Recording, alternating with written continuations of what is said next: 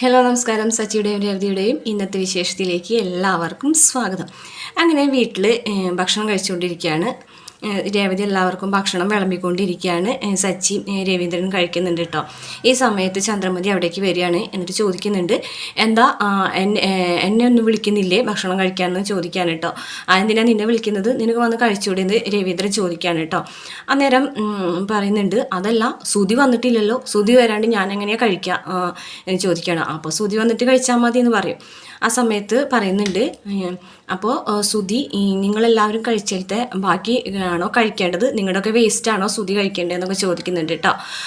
നേരം മനസ്സിലാവാണ് രേവതി ചെന്ന് ഭക്ഷണം കഴിക്കാൻ വിളിക്കാത്തതിലും സുധി വരാതെ ഒരു ഭക്ഷണം കഴിക്കുന്നതിലുള്ള ദേഷ്യമാണെന്ന് കേട്ടോ. അപ്പോൾ സച്ചി പറയുന്നുണ്ട്, ഓരോരുത്തർ വിശക്കുമ്പോഴാണ് കഴിക്കാമെന്നൊക്കെ പറഞ്ഞിട്ട് സച്ചി ദേഷ്യപ്പെടുന്നുണ്ട്. അങ്ങനെ സംസാരിച്ചുകൊണ്ട് നിൽക്കുന്ന സമയത്താണ് പെട്ടെന്ന് ഒരാൾ വരുന്നത്. അപ്പോൾ ചന്ദ്രമതി ചെന്ന് നോക്കുന്ന സമയത്ത് ഒരു ബ്രോക്കറാണ് കേട്ടോ. ആ ബ്രോക്കറെ വലിയ സ്നേഹത്തോടു കൂടിയിട്ട് സ്വീകരിക്കുകയാണ് കേട്ടോ.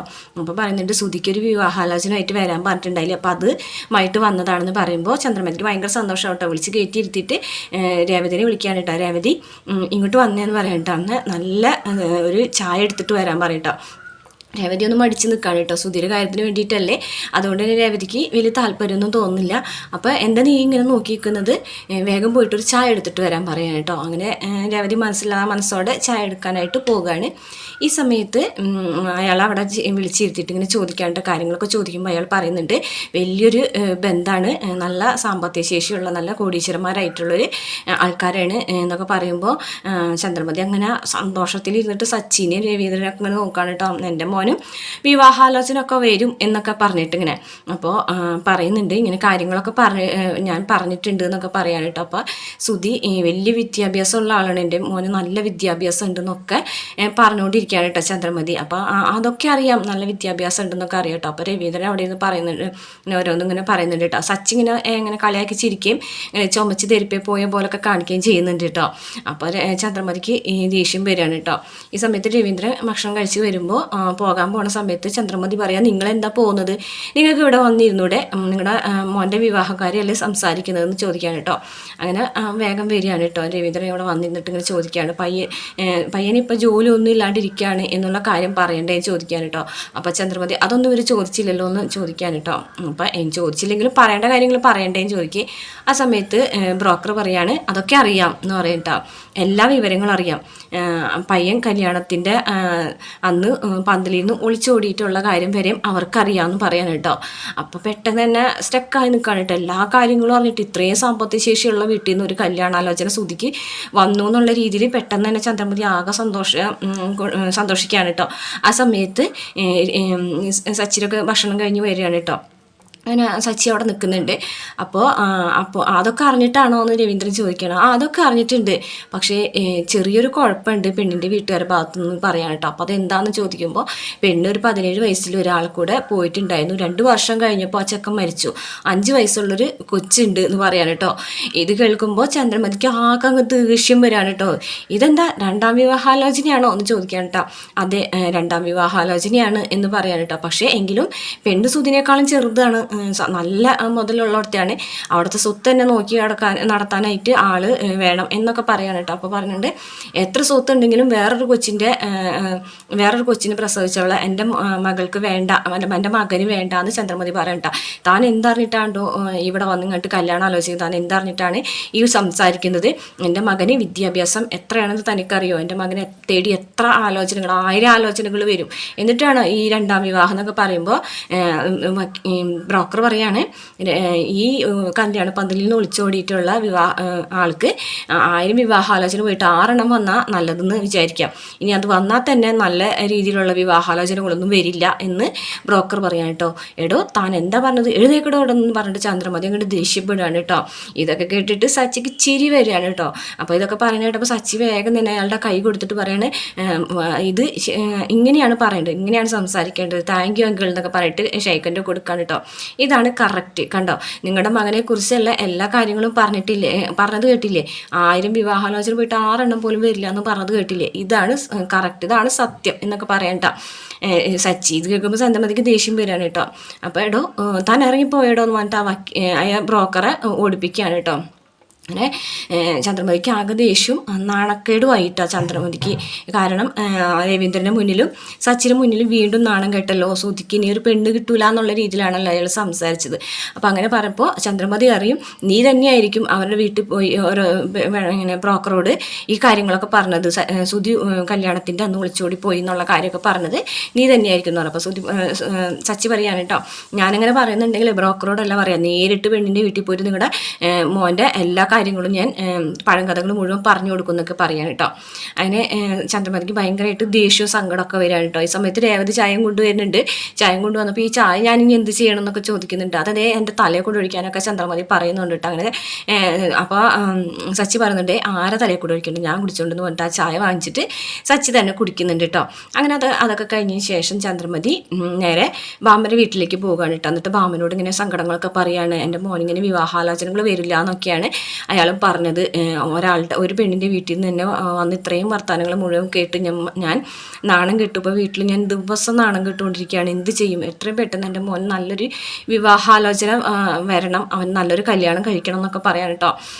അപ്പോൾ അത് കേട്ട് ശ്രുതി അവിടെ നിൽക്കുന്നുണ്ടായിട്ടോ. ശ്രുതി പുറത്തുനിന്ന് ഇങ്ങനെ അകത്തേക്ക് വരികയാണ് ബാമൻ്റെ വീട്ടിലേക്ക് ഫിസിയോതെറാപ്പി ചെയ്യാനായിട്ട്. ആ സമയത്ത് ഇത് കേൾക്കുമ്പോൾ ശ്രുതി ഒന്നും ഇങ്ങനെ നിൽക്കുകയാണ് കേട്ടോ. എന്നിട്ട് നേരെ പുറത്തേക്ക് പോയിട്ട് മീരനെ വിളിക്കുകയാണ്, ഫ്രണ്ടായ മീരനെ വിളിക്കുകയാണ്. എന്നിട്ട് പറയും, ഇപ്പോൾ കുറച്ച് സമയത്തിനുള്ളിൽ നീ എൻ്റെ ഫോണിലേക്ക് വിളിച്ചിട്ട് സംസാരിക്കണം, എൻ്റെ അച്ഛനായിട്ട് സംസാരിക്കണം എന്ന് പറഞ്ഞിട്ട് പറയാം കേട്ടോ. അപ്പോൾ എന്തിനായിട്ട് അങ്ങനെ ഞാൻ പറഞ്ഞത് ചെയ്യാൻ പറഞ്ഞിട്ട് നേരെ ശ്രുതി നേരെ അകത്തേക്ക് കയറി ചെല്ലാണ് കേട്ടോ. എന്നിട്ട് പറയുന്നുണ്ട്, ആൻറ്റി ഞാൻ കുറച്ച് ലേറ്റായി പോയി, സോറി ആൻറ്റി എന്ന് പറഞ്ഞിട്ട് വരികയാണ് കേട്ടോ. ആദ്യം ആർക്കാണ് ചെയ്യേണ്ടത് ചോദിക്കുമ്പോൾ ഭാമ പറയുന്നുണ്ട്, ചന്ദ്രയ്ക്ക് തന്നെ ചെയ്യും, അവൾക്കാണ് ഇപ്പോൾ ടെൻഷനും കാര്യങ്ങളൊക്കെ ഉള്ളതെന്ന് പറയുമ്പോൾ ചന്ദ്രമതിയുടെ അടുത്തേക്ക് ചെല്ലാണ് കേട്ടോ. ഇന്നലെ ഞാൻ ഫിസിയോതെറാപ്പി ചെയ്യാൻ ആൻറ്റി ഇങ്ങനെ വായു എന്നൊക്കെ പറഞ്ഞിട്ട് അങ്ങനെ ഇരിക്കുകയാണ് കേട്ടോ. അപ്പോൾ ആ സമയത്താണ് ഫോൺ ബെല്ലടിക്കുന്നത്. മീര വിളിക്കുകയാണ് കേട്ടോ. അപ്പോൾ പെട്ടെന്ന് തന്നെ ഇവരോട് ഞാൻ വിളിക്കണ്ട എന്ന് പറഞ്ഞിട്ടുള്ളതാണ്, പിന്നെ വിളിച്ചുകൊണ്ടിരിക്കുകയാണെന്നൊക്കെ പറയാണ് കേട്ടോ.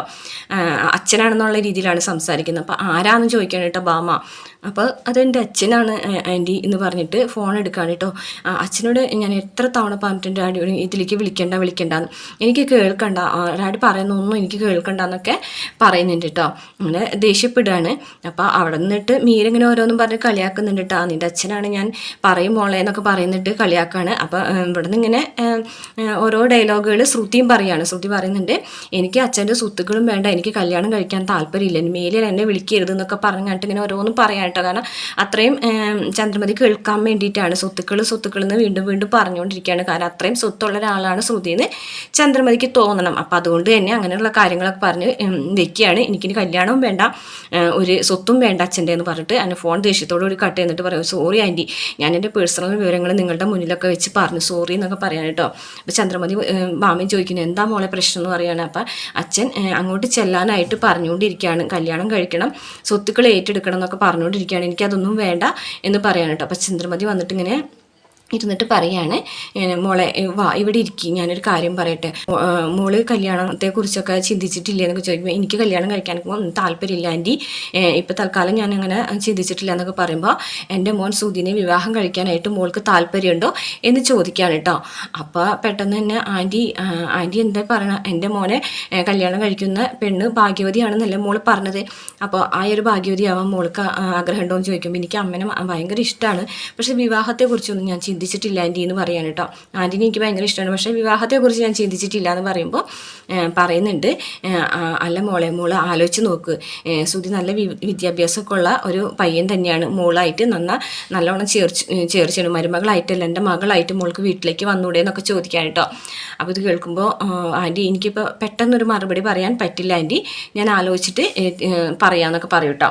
അങ്ങനെ അതൊക്കെ കഴിഞ്ഞതിന് ശേഷം ശ്രുതി അവിടെ നിന്ന് പോവുകയാണ് കേട്ടോ. അപ്പോൾ ശ്രുതി എന്തായാലും മനസ്സിൽ വിചാരിച്ച കാര്യങ്ങളൊക്കെ നടന്നു നേരെ മീരയുടെ അടുത്ത് ചെന്നിട്ട് പറയാണ്, ഞാൻ വിചാരിച്ച പോലെ കാര്യങ്ങളൊക്കെ നടന്നു എന്നൊക്കെ പറയാൻ കേട്ടോ. അപ്പോൾ എന്താണ് അവർ പറഞ്ഞതെന്ന് ചോദിക്കുമ്പോൾ ആൻറ്റി ഇങ്ങനെ എന്നോട് പറഞ്ഞു, സുധിനെ വിവാഹം കഴിക്കാൻ താല്പര്യമുണ്ടോ എന്ന് ചോദിച്ചു. അപ്പോൾ നീ എന്ത് പറഞ്ഞു, നീ സമ്മതിച്ചില്ലേ, നീ അത് ആഗ്രഹിച്ചതല്ലേ എന്ന് ചോദിക്കുമ്പോൾ ഇല്ല ഞാൻ സമ്മതിച്ചിട്ടില്ല, അതെന്താ നീ സമ്മതിക്കാഞ്ഞത് എന്ന് ചോദിക്കുമ്പോൾ അങ്ങനെ ഒറ്റയടിക്ക് സമ്മതിച്ചാൽ ശരിയാവില്ല, ഇനി ഒരു ദിവസം കഴിഞ്ഞിട്ട് ഞാൻ എൻ്റെ മറുപടി പറയാം, അതിനുള്ളിൽ വേറെ വിവാഹം അവരാലോചിക്കുന്നു, അങ്ങനെയൊന്നും ഉണ്ടാവില്ല, ഇനിയിപ്പോൾ സുധി എന്നോട് പറയേണ്ടതെന്ന് ചോദിക്കുമ്പോൾ വേണ്ട സുധിയോട് ഞാനിതിപ്പോൾ പറയുന്നില്ല, എന്തായാലും അമ്മയായിട്ട് പറയട്ടെ, പിന്നീട് പിന്നീട് പറയാം, മറുപടി ഞാൻ പിന്നെ പറയുള്ളൂ എന്നൊക്കെ വലിയ ഇതിൽ പറയാൻ കേട്ടോ. അപ്പോൾ ശരിക്കും നിൻ്റെ അമ്മനെ വിളിക്കണ്ടേ, നിൻ്റെ അമ്മനോട് നിൻ്റെ വിവാഹകാര്യം പറയണ്ടേ എന്ന് പറയുമ്പോൾ ഇനിയിപ്പോൾ അതെങ്ങനെ പറയാനാണ് എൻ്റെ അമ്മനോട്, കാരണം എൻ്റെ അമ്മ മരിച്ചു എന്നല്ലേ ഞാനിവിടെ പറഞ്ഞിരിക്കുന്നതെന്ന് പറയുമ്പോൾ എന്തായാലും നിൻ്റെ വിവാഹ കാര്യം അമ്മ അറിയണമെന്ന് ആഗ്രഹിക്കുന്നുണ്ടാവില്ല, ഇന്നല്ലെങ്കിൽ നാളെ അതറിയണ്ടേ എന്നൊക്കെ ചോദിക്കുമ്പോൾ എന്തായാലും ഞാൻ അമ്മയുടെ അടുത്ത് പോയിട്ട് കാര്യങ്ങളൊക്കെ പറയും എന്ന് പറയാണ് കേട്ടോ മീര. അങ്ങനെ ആ ഒരു ഭാഗങ്ങളൊക്കെ കഴിയാണ്. അതിനുശേഷം അമ്പലത്തിൽ ചെന്നിട്ട് രേവതി തൊഴുത് പ്രാർത്ഥിക്കുകയാണ്, ഭഗവാനെ ഞാൻ എന്തായാലും ഒരു തെറ്റ് ചെയ്തു, ഞാൻ അങ്ങനെ ആരെയും അറിയാതെ കുറ്റപ്പെടുത്താറില്ല, പക്ഷേ കാര്യം അറിയാതെ ഞാൻ അദ്ദേഹത്തെ കുറ്റപ്പെടുത്തി, എന്നോട് ക്ഷമിക്കണേ, നല്ലൊരു കാര്യമാണ് ചെയ്തത്, പക്ഷേ ഞാൻ ഇത്രയും അദ്ദേഹത്തെ തെറ്റിദ്ധരിച്ച് എന്നോട് ക്ഷമിക്കണേ ദേവി എന്നൊക്കെ പറഞ്ഞിട്ട് പ്രാർത്ഥിക്കാൻ കേട്ടോ. ആ സമയത്ത് ദേവും കൂടിയുണ്ട്. അപ്പോൾ ദേവ് ഇങ്ങനെ പ്രാർത്ഥിച്ച് കഴിയുമ്പോൾ രേവതിയുടെ അടുത്ത് വന്നിട്ട് പറയാനുള്ളത് മുഴുവൻ പറഞ്ഞു കഴിഞ്ഞ ശേഷം ഇവിടെ ദേവിയുടെ മുന്നിൽ വന്നിട്ട് കുമ്പിട്ട് പ്രാർത്ഥിച്ചിട്ട് എന്താ കാര്യം, ദേവിയോട് സോറി പറഞ്ഞിട്ട് എന്താ കാര്യം എന്നൊക്കെ ചോദിക്കാൻ കേട്ടോ. അത് പിന്നെ എന്നോട് അദ്ദേഹം തുറന്നു പറഞ്ഞിരുന്നെങ്കിൽ എനിക്ക് ഈ കുഴപ്പങ്ങൾ എന്തെങ്കിലും ഉണ്ടാവുമായിരുന്നോ, അത് തുറന്നു പറയാത്തതുകൊണ്ടല്ലേ ഇങ്ങനെയൊക്കെ സംഭവിച്ചതെന്ന് രേവതി പറയാണ് കേട്ടോ. രണ്ടുപേരും കണക്ക് തന്നെയാണ്, മുന്നും പിന്നും നോക്കാതെ ഓരോന്ന് പറയും. ചേച്ചി എടുത്തു ചാടി ചേട്ടനെ കുറ്റപ്പെടുത്തി, അതുപോലെ തന്നെ ചേട്ടൻ എടുത്തു ചാടി ആ മാല വേഗം തന്നെ എടുത്തുകൊണ്ടെന്ന് വീട്ടിൽ തരികയും ചെയ്തു. അപ്പോൾ രണ്ടുപേരും കുറ്റക്കാർ തന്നെയാണ്, രണ്ടുപേരുടെ മെൻറ്റാലിറ്റി ഒന്ന് തന്നെയാണ് കേട്ടോ അപ്പോൾ എന്നൊക്കെ പറയാണ് കേട്ടോ. എന്തായാലും മനസ്സിലുണ്ടായിരുന്ന തെറ്റിദ്ധാരണ ഒക്കെ മാറി കിട്ടിയല്ലോ, ഇപ്പോൾ സച്ചിനോടുള്ള ഒരു തെറ്റിദ്ധാരണ ഒക്കെ മാറിയില്ലേ എന്ന് രേവതിയോട് അനിയത്തി ചോദിക്കുന്നുണ്ട്. അപ്പോൾ അത്രയൊക്കെയാണ് ഇന്നത്തെ എപ്പിസോഡിൽ കാണിക്കുന്നത്. വീഡിയോ ഇഷ്ടപ്പെട്ടാൽ മറക്കാതെ ചാനൽ ഒന്ന് സബ്സ്ക്രൈബ് ചെയ്ത് സപ്പോർട്ട് ചെയ്യണം കേട്ടോ.